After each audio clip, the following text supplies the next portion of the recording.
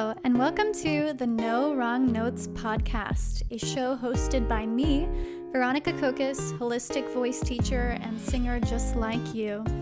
Grab a cup of tea, relax, and sit back as we discuss all things singing technique, mindset tips, and more so you can show up as the most confident and creative singer you can be. Hi y'all, I'm back with another interview episode, this time with Lauren Ireland of Singsana Performing Arts. Lauren is a voice teacher and performer based in Calgary, and she regularly gigs in and around Calgary. She is also the co-director of The Show, a performance training program nonprofit that prepares singers and dancers aged 9 to 25. Lauren is a pro at getting singers ready to perform on stage, and I knew that I had to have her on the No Wrong Notes podcast to talk about her approach to performing. In today's conversation, we dive deep into performance prep, aka the tools and skills that singers need when it comes to getting ready for an audition or performance. So that way you can feel less nervous when you're showing your voice and sharing your voice with others. Lauren shares the method that she uses when she prepares for performances, and I know you're going to love it. There are so many great gems in this episode. So let's dive right into this week's episode with Lauren Ireland. Welcome, Miss Lauren Ireland. Thank you so much for coming on the No Wrong Notes podcast. Thanks for having me. I'm excited to be here. Yay! So let's go ahead and jump right in. I think it'd be great if you could introduce yourself to the listeners, tell them a little bit about who you are, what you do, and how you got to where you are in your career as a voice teacher and active singer-performer. Yeah. So I have been running Singsana, which is my current studio that I'm running since 2008. I previously worked at a studio that I was a part of when I was in high school, junior high school, and then was hired on as a teacher when I went to university. And then from there, I went out on my own to have my own studio because, I mean, when I worked at that first studio, I was living still with my parents. I didn't really have a space to teach, and I was young. I started teaching when I was 18 years old. So I've been teaching for 23 years. Don't do the math. So 23 years of teaching, and I've taught in, so many capacities, whether that's for groups. There are performing arts companies here in Calgary. One of them is called the Young Canadians of the Calgary Stampede. I worked with them for many, many years, and they have a big show basically it's the festival of the year in the summer, and it's a rodeo, and there's a big outdoor show with fireworks and singers, and I work with the singers to prepare them for the stage for that, which is great. I did not do that this past year, but I've worked with artists in recording studios. I basically, from the age of 18 till 35, if you needed a voice coach, I was going to show up for you. And then at around age 35, I got some boundaries. And in the past 2 years, it's been the first 2 years of my entire career where I'm solely working with Singsana, which is my company. But as you know, as a studio owner, it's like you're not just doing one thing, you're doing 100 things, whether it's creating content for social media. I have lots of online courses that I've put together, and people can work with me in so many different varieties and at different price points that I really do have something for anyone. So That's awesome. it feels really good to be in that place. Yes, and I'd love to hear, before we kind of dive into some more of the singing and performing things, I would like to hear a little bit about the boundaries that you just mentioned. I thought that was really interesting. Do you feel like the boundaries have mostly been with the coaching work that you do, or do you feel like there's also been some different boundaries and expectations that you've established between like your teaching and performing life? Because I do feel like there is that balance too, right? Because I know for myself, I feel like teaching takes up a big chunk of my time, and like I haven't been performing quite as much, and so I know that there's also that balance. And I'm curious to know kind of what those boundaries look like for you with teaching or teaching and performing, all of that. Yeah. So, like I said, back when I would take any job and do anything, I didn't have boundaries, especially when it came to performing. I would do lots of things for free or do favors for friends, or if someone was having a fundraiser, I'd like drastically reduce my rate, those sorts of things. I took a lot of time off of performing for money, basically, when I had kids. So I took almost 9 years off of performing. And now I'm back, baby. And I work with an event band, and this event band makes money. So, what's nice about event bands is we do covers. We're a 7-piece band, 3 lead singers, which is so fun for harmonies. But we do corporate events and weddings, or we get hired through agencies to do whatever events that they've been hired to hire talent for. So we get a paycheck now. And so performing doesn't feel like I'm a second class citizen. It feels like we're really valued. So I feel much better, leaving my family for an entire Friday, Saturday, whatever night the gig is, because I know I'm also making money. But I also have made the choice of not spreading myself too thin by joining other live musical projects, because I don't have that capacity anymore, especially with the kids. Like, I have to get up in the morning every morning on the weekend, no matter what. So I can't just be, strolling in at 2 a.m. on Friday and Saturday every single week. Yeah, and I think that's awesome. It seems like you're in this place where all of the work you're doing is really aligned with, okay, here's my life now, here's what, and kind of shaping that accordingly. So I think that's really, really awesome. And I think it also speaks to, you mentioned about the whole second class citizen idea, and how I think that speaks to musicians not getting paid enough, right? And we talk about getting exposure and all that sort of thing, and that's important. And at the same time, it makes me think of that meme from Oregon Trail, like the video game where it's like, you have died of exposure. And so, Yeah, totally. but kind of pivoting more into the singing that you do and the singing that you share online, I really think it's cool how confidently share recordings of your singing on social media, often harmonizing with other teachers like Karen Claypool. Do you ever get nervous when sharing your voice in public spaces like these online, or even when you're performing with the group that you sing with now? And what are your preferred ways of dealing with self-doubt when sharing your voice publicly? I would say when I first started posting my singing online, I was quite nervous because I just don't feel like the internet's a very friendly place in general. So I would post and ghost, just post and not look at what anyone was commenting. Most of the time, because there's so much online, people don't really pay that much attention to you. So I also remind my singers that I work with, but I also have to remind myself, people are used to hearing perfectly tuned, perfectly mastered, compressed, EQ'd voices. And Karen and I specifically make a point of using camera audio only. So if anybody wants to give us crap about that, like, I definitely have an answer. And live singing is not perfect, and mistakes happen. We're not going to post a train wreck, right? We don't. Like, Karen and I, when we're recording those, we record like 30 to 40 videos in one day. It's wild. We just like blitz. She comes here. She lives in Edmonton. That's 3 hours away.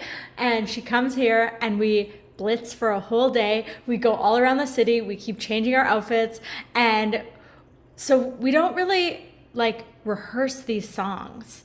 We're just like, do you know this one? Yeah, I know this. Could you harmonize to it? Probably. That And then is we do it. amazing. Oh my God. Like the creativity involved and, I think especially like her just like coming there and like, hey, let's jam. I think that you're right in that everything we're used to hearing is so finely tuned, auto tuned. I was just working with a student earlier today on Gracie Abrams' song, I Love You, I'm Sorry. Love it. And the whole bridge of that, you can just tell it's like layered takes because the Hmm. breathing is just so impossible in that section. Right. And I was trying to explain that to them, and it's just like we're so used to hearing this kind of perfected finished product when really like singing is this creative act that really allows us to express ourselves, express what we're feeling. And sometimes we just want to express in the moment. We just want to make music and use our voices. And I think like the more we can just like sit down and jam and like say, you know what, do you know this song? Oh, let's sing this together and just have fun, making it less, not so serious, and like just fun. And I feel like that's kind of what y'all's videos show is like this can just be a fun thing. We're out here in the city and these different parts of this. I think that that's really really cool. Sorry, did you have more to add to that? I just think that we are constantly preaching, just do it, just be playful with it, that we have to live by that. And we have to show that you can sit on a log by the river with a guitar and harmonize with your friend, And we do post outtakes sometimes because one of us will sing a wrong word or I'll sing flat or whatever and I'll just be like, hey, let's just do it again. But I think that's something that's important for us to show also because mistakes happen even with professionals. They don't just go in and like one take it, and I mean, I know there are artists that have done one take things and they're exceptional. They're exceptional. That's why you hear about it, because it's exceptional. We're just so inundated with information. Now, I want to say, I don't hate autotune. I Yeah. hate the overuse of autotune. Like, Yeah. I recorded an album in 2011 and I sat next to the engineer as he was applying autotune, and it's very obvious when you're moving to what he would call zero sense, like perfect, versus like being slightly sharp or slightly flat. I mean, vibrato plays a big part in how autotune is perceived from the listener. And there are people who are very finely tuned at listening for autotune, and people who have no idea that it's there. And it's the people who have no idea that it's there who have the strongest opinions about how you sing. Oh my God. Yeah. Oh, that is so true. And it's like, I think of artists like, I mean, you just were saying like too much autotune. And I think like, I also don't have a problem with autotune. I think like, it can be really fun and it can be also a creative tool that you use. I think someone who uses it very creatively is Charlie XCX. I mean, everything like she can actually really sing. There are recordings out there of her singing without the auto tune. So it's like she can do that, but also use a ton of auto tune and just kind of like be really creative with it. So Yeah.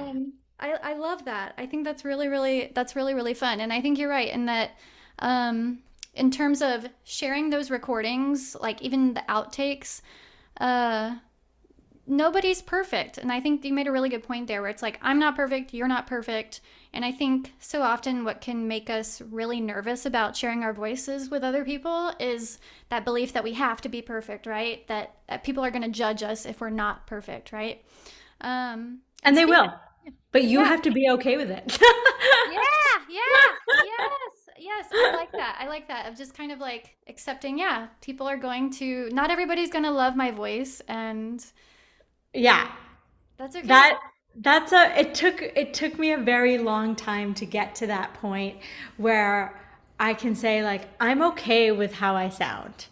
And Mhm. this is what I sound like and this is the voice I was, the sound I was born with and I can do things with it, add some fry here, maybe a little rasp here to make it a little edgier, but like my voice if I were to describe it to somebody is very like clean and pure. And so when someone's like, sing Janis Joplin, I'm like, yeah, I don't do that. Like And I just really try to pick songs that highlight what I'm good at. And I only am having an understanding of that like in my 40s. Yeah, and that's really beautiful, and I feel like I'm kind of getting to that point where I'm reaching a point where I'm just like, you know what, I'm so tired of just trying to be perfect, where it's just, and I mean, especially coming up in like classical music, I feel like perfection is Oh, so it's such a big I factor. yeah, I totally get that. And I'm hoping that that starts to change, but it's just like the nature of that genre, right? Yeah, Like, and very the much. teachers that grew up with that type of training, and I'm Mhm. sure you know, I mean, I Yeah. think we've even talked about this, Yes, yes. like classical classical music degree was like horrible for your self-esteem.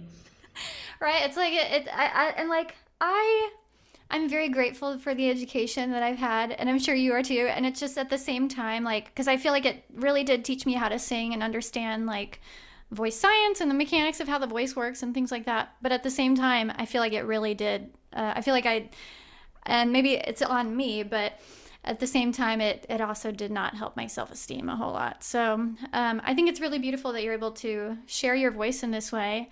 But for, when it comes to self doubt and nervousness, I know you've actually facilitated workshops in the past with Dr. John Skidmore on performance anxiety and how to manage it. And after learning what you've learned from Dr. Skidmore on this topic, or even like based on what we've just been talking about, the experiences you've had with performing, what do you think are the biggest misconceptions when it comes to performance anxiety? AKA, what do you think people are getting wrong when it comes to this topic? I think there's two things. I think one thing is some people just think it is kind of par for the course. Like if you're going to perform, you're going to have anxiety, learn how to deal with it. That's just how it is. The more you perform, the more you're going to like be okay with your anxiety. Okay, that is not true. It's not like a disease. It's something like it's a skill you don't have. It's a skill deficit. And that's quoting Dr. Skidmore. It is not a disease, it's a skill deficit. So, what are the skills that you need to calm that anxiety? On the flip side, the other misconception is that our goal is to not have anxiety, right? So, we're never, I don't want to go on stage with no energy. And if I'm like, you know, if someone, let's say, takes a beta blocker because they just like can't bring themselves to perform without it, that's fine. But some people are expecting themselves to feel beta blocker calm without taking a beta blocker. And you're just not going to do that. So there is a spectrum of an amount of performance anxiety you can have, and you have to figure out where on that line feels comfortable and good for you. You do want some excitement. You do want some, I mean, the unknown brings anxiety to some people. You can't control every aspect of your performance, and that's okay. What can you control? And then you go to those things and try to start figuring out, okay, I am in control of my practice. I am in control of what happens before I sing. I am not in control of if the microphone works. I am not in control of the lighting. I am not in control of the monitors. I can make requests, but I'm not in control of them. So there's a lot of factors. I'm not in control of the audience. I performed recently on December 21st, and the crowd was so loud that it bled through my in-ears. And I was like, oh my God, I've never had this happen. I think about artists like Taylor Swift where there's, 60,000 people in the theater. The crowd is deafening. It's not the music.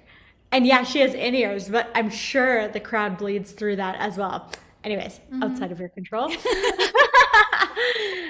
So what I learned from Dr. Skidmore is most performers are not practicing their mindset along with their skill set. They just practice, and the more you practice, the more prepared you're going to be and the less nervous you're going to be. And that's wrong. That is another misconception. That is not true. You could practice way less and practice your mindset skills. And I say this and people are like, woo, mindset skills. What does that mean? It can be as simple as writing down 3 words of how you want to be on stage. Bold, grounded, confident. All right, these are your mantra words for the next, we'll say 30 days. So you breathe. I am bold. I am grounded. I am confident. That's it. You've worked on your mindset. That's how easy it can be. Oh And you my can gosh, do that's it. amazing. Yeah, You that's can really you, easy. you can do it multiple times a day. You can do it when you're walking. You can do it right before you go to bed. You don't have to even say it out loud. You can just like take a breath and say it in your head. Take a breath and say it in your head. What we're trying to do is carve out a new neural pathway for you to actually believe that you are those words. I Because love at that. first it can feel fake. And it might. Like for me, I was like, but I'm not confident. But I want to be. Okay. Yeah. I am confident, you know? And it's so simple that I have done it with my son who plays cello. I've done it since he was 6 and he's 9 now. So it's like a child can do it. You can do it too. Wow, that is awesome. And like, I'm a little bit into the woo-woo, the far out type things. Like meditation is not that far out. It's like what you're explaining right now is basically a form of meditation. It's like taking mantra meditation, Right. tying it to the breath. I think that that's really, really cool because you're right in that it's carving these new neural pathways to then, really help prepare singers for these sorts of situations in which they're, because I think you're right in that because I was told coming up in through undergrad, grad school, the more that you practice, the more comfortable you'll be on stage. And while on one hand I feel like practice did help lock in my technique and help me lock in notes, rhythms, and lyrics and memorize those things, I would still get out there and feel terrified, and so preparing the mindset is so, so important. And I love this tool that you just shared. I feel like it's something that literally, you could do at any point throughout the day.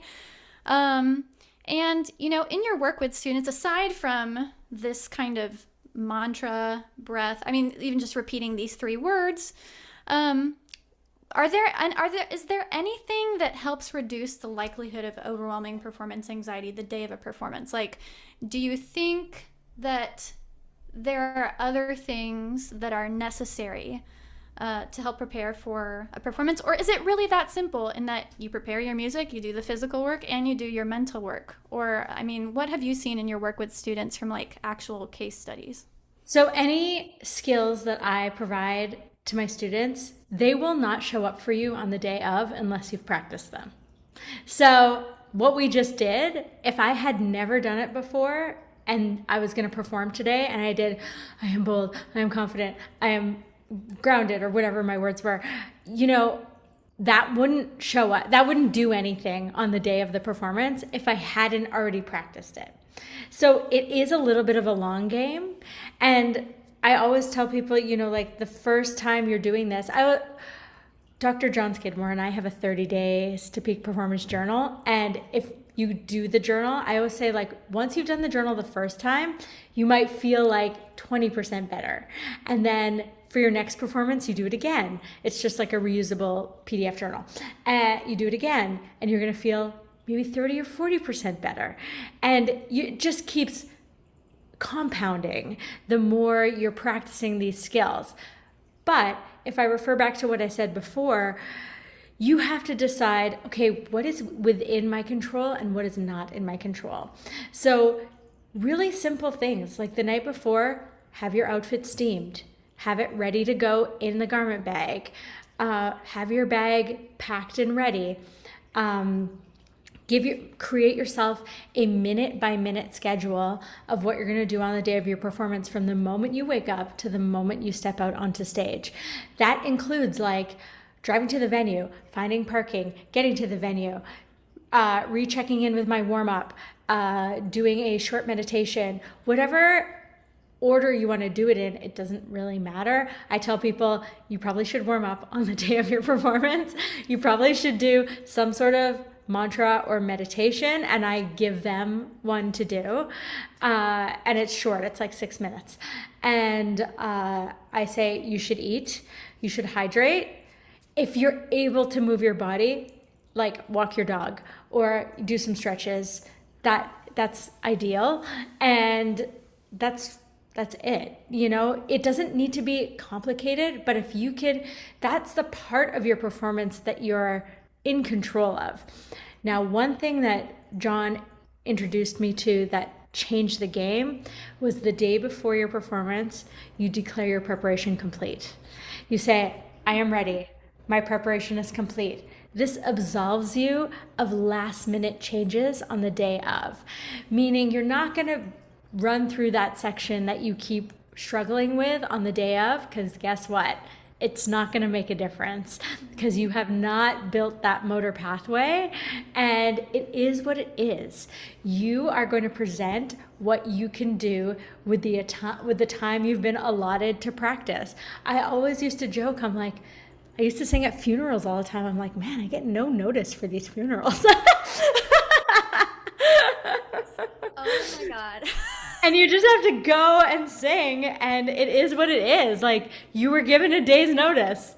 You're gonna do your best. Exactly. And I like how you talk about how it's not complicated. It doesn't have to be complicated, because I think sometimes, and this is something I've talked about a lot with guests on the show, or even like my solo episodes, where when it comes to performance anxiety, there are so many different approaches to it, nervousness before a performance. But I think some people are looking for this like magic pill that will, or this like one and done thing that they can do to get rid of that performance anxiety, or lessen it. And I think from what you've just shared, it's really about the long game. So the prep that you're doing 30 days out, and I think that that's really cool, and that you're really giving listeners here tangible, here's what you can do 30 days before your performance, to kind of create those mantras and starting to set your mind up for success. And also the physical things that you can do the day before, like setting out your outfit, that sort of thing. So it's like, we're all looking for this magic solution, and it really doesn't have to be that complicated, but it's also going to take some time investment from us, especially if we're coming up with our 3 words that we want to feel the day of the performance. I would love to hear from you, though, because we've been talking about kind of these really kind of high-level concepts, talking about what people can do, but I'd love to hear from you and your own experiences. What is your most anxiety-inducing moment from a past performance or audition, and how did you overcome that challenge? And is there anything that you would have changed in how you handled that challenge? So really taking what we've been talking about and, I don't know, maybe applying some of that to this conversation. I read this question ahead of time and I giggled to myself because I was like, all of them from age, I don't know, 16 to 30? I felt like every performance, there was an expectation that I was going to do a good job or that I had to be perfect. I had this like perfectionist, mindset that I just had to be perfect and I had to practice a lot. And I'm very good at practicing, but I did not have a handle on my mindset for various reasons, not just related to performing, but outside of that, I had a lot of anxiety, and it all would kind of spiral into the performance. So I remember once I went to an audition for a Disney cruise line, and I had flown to Toronto, and for some reason I mixed up the dates. And so I showed up on the date where it was like everyone who had an agent had an appointment. I didn't show up to the open call, and I missed that. And so I was sitting in the waiting room. They were like, "We'll see you. We have time." And I was like, "Oh, thank God," because I flew to frickin' Toronto for this audition. And they're like, "Yeah, we'll see you. We'll see you." So I'm in the waiting room, and this girl is singing Defying Gravity. And she was so good. Like I was like, I should just leave. And I was like, no, you flew to Toronto. Like you have to, and they're seeing you and you're on the wrong day and you've just messed everything up already. Like just do it. And my audition wasn't terrible. Like it wasn't a train wreck, but it wasn't great. Like it wasn't, I didn't walk away being like, I did the best I could. So I remember that was like, I was just dying inside. I laughed at the question initially because basically every time I perform with my band, it's never perfect. Like we're singing for almost 3 hours. How could I be perfect for 3 hours? How? It's not possible. So we work with in-ear monitors. Our in-ear monitors have click tracks. They also have cues. So it'll say like chorus, 2, 3, 4, and you know you're going into the chorus. This is very good, especially in weddings and things where people are talking to you when you're not singing, but the song is still happening.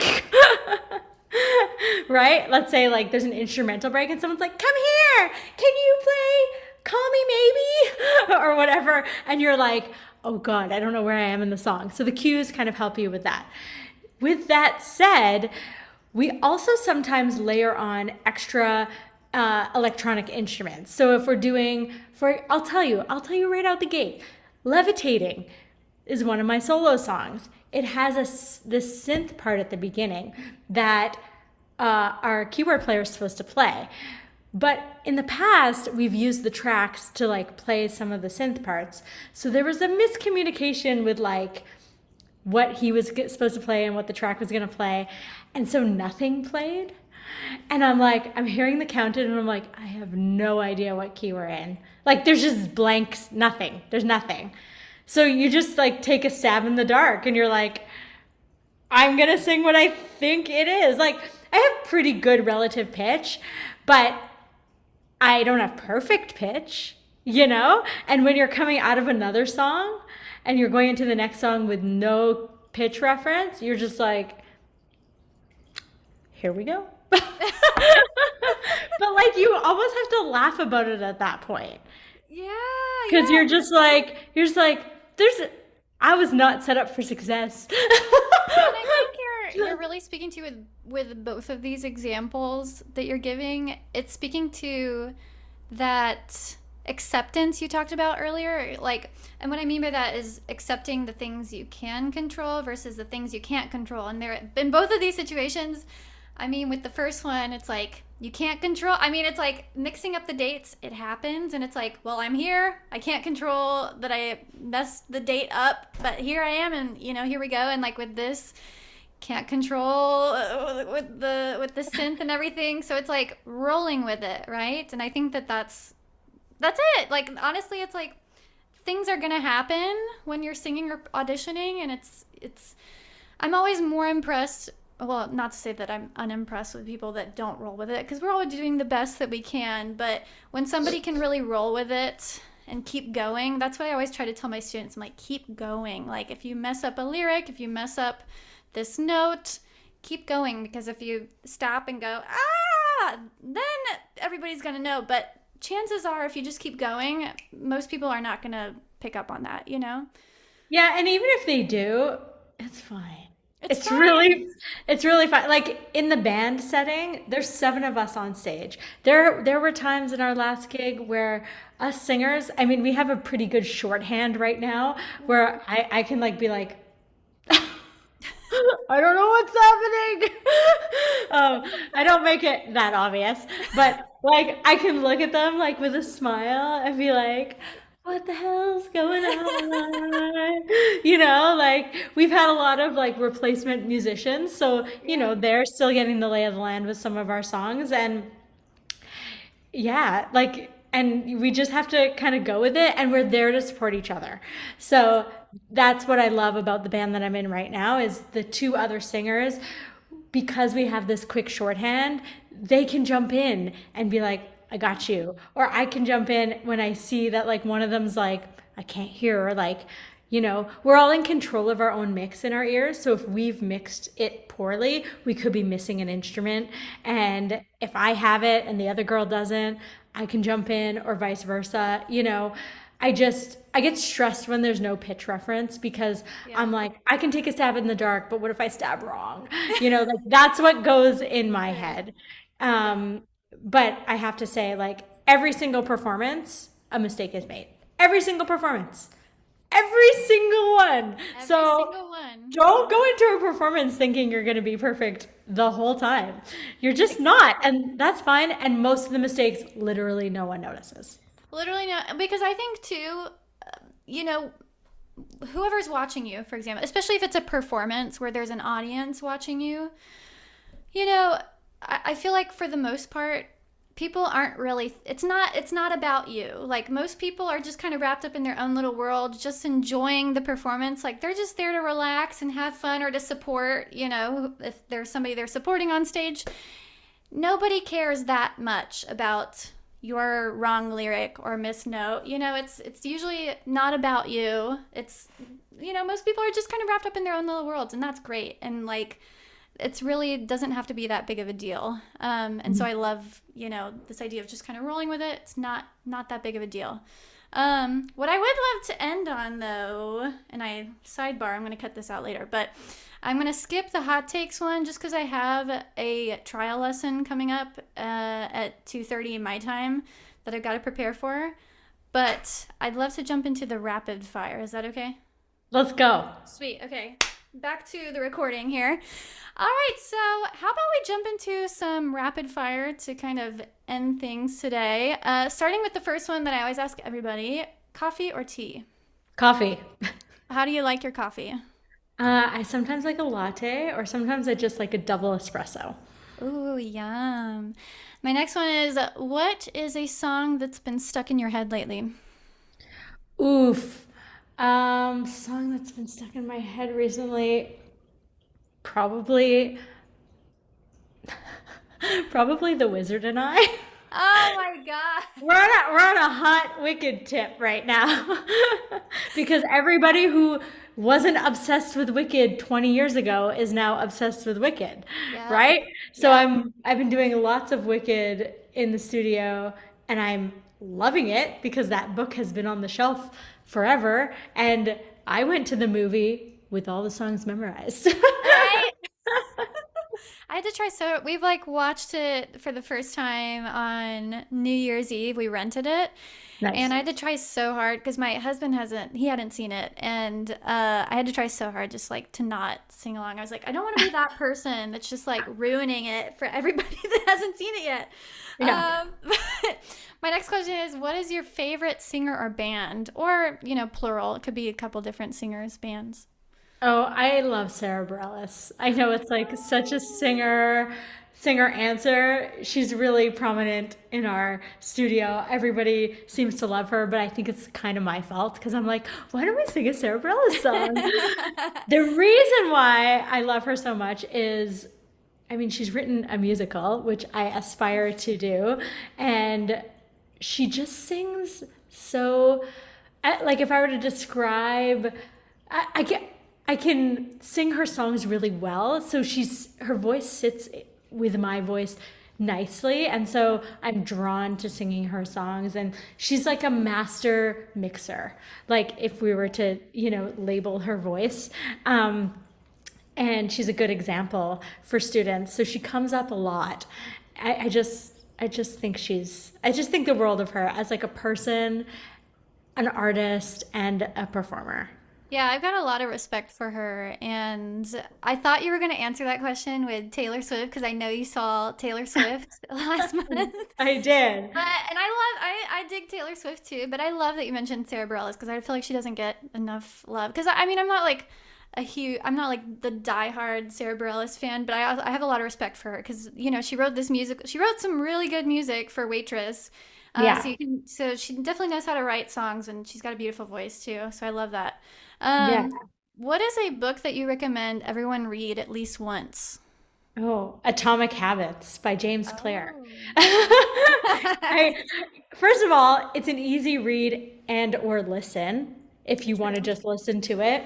It's really short, and my whole life is based on short bursts of practice every day, as evidenced by you and I both being friends on Duolingo. Oh no, I just got called out by Duolingo this week. Oh my God. But you're right. You're so right. I'm like, tomorrow is going to be, I think, my 800 day, it's like 800 Yeah. day streak. And this week, obviously, I was telling you earlier, it's just been crazy. And I was like, I can't lose the streak. I got You to keep my cannot lose it. streak. I was like, I may not have water, but I've got a streak on Duolingo. That's right. So, but I think it's such a smart way to learn, just short bursts every single day. I do it. I recommend it for my singing students. Like my entire Sing for Six program was based on the Atomic Habits book. I love that. That is really cool. Yeah, because I like that Sing for Six model, and I think that's really, really cool. My last question is, what is your favorite form of self-care, or what do you do to come back to yourself or reset? I listen to smutty audiobooks. I love that. I love that. Wait, okay, so you're a romance girly, maybe. It's not, I wouldn't call what I listen to romance. I was thinking like what is it? Allie Hazelwood, like Love Theoretically is like a romance book that's like super big on TikTok that I think is like kind of has a little bit of smut. But I was like thinking it was like that. So I love that you're like, I don't know if I would call it romance per Yeah, se. no, it's not. I mean, there are romantic elements, but I wouldn't say that like it's centered around romance. It's pretty trash, and I am here for it. I love it. I love it. Oh, that is awesome. Before we wrap up, are there any projects that you're currently working on, either as a singer or teacher, that you'd like to promote or share here? I'm always working with my singers in the Infinite Singer program, which is my online membership. It is where the community happens. We have this Slack channel, and it is the most loving, supportive place you could possibly be. And every week, I put a prompt of the week in there. So this week is sing a song about goodbyes, or that talks about something coming to an end, and people will post a song of with that topic, and we just comment, and it's nice. But there's also online masterclasses, office hours, a whole slew of videos that people can use, and I'm always kind of promoting that on the back burner because it's a way to work with me at a price point that is attainable for most people, and you can be anywhere. So it's sort of a timeless way to get feedback. They can submit videos also and receive video feedback, and it's great because they can do it at midnight and I can get back to them the next day at 10 a.m., you know? Yes, yes, I love that. And where can people find you online if they want to learn more about you and your work? So on Instagram, it's Singsana YYC, so SINGSANAYYC, or Singsana SINGSANA.com. Yay! Awesome. Thank you. Yay! Thank you so much for coming on here to chat Oh, with me. it's so It's fun. been really lovely. Thank you. Thank you for having me. Okay, friends, that is it for this week's episode. I hope you enjoyed this conversation with Lauren as much as I did. I always enjoy talking to Lauren. She's so funny and so fun to hang out with. And I hope that you got some ideas for how to get ready for your next performance. If you liked this episode, I'd greatly appreciate it if you could leave a 5-star rating and review. And as always, you can follow me on socials for more singing tips and tricks. And if you want guidance when it comes to your own singing, feel free to drop in for a lesson or check out my Curious Singer membership, all of which is linked in the bio. Oh, and all of Lauren's information is also linked in the bio, so be sure to go check out some of her offerings. She is amazing, as you could tell from this episode. All right, y'all, until next time, happy singing.